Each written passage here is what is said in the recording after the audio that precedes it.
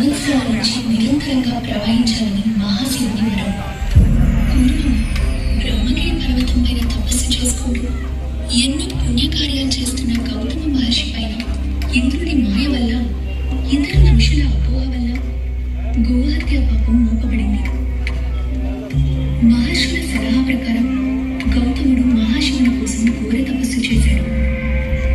ఆయన తపస్సుతో ప్రసన్నుడైన మహాశివుడు వరం కోరుకోవనగా గౌతముడు తనని గోహత్య పాపము నుంచి విముక్తి కలిగించమని వేడుకున్నాడు.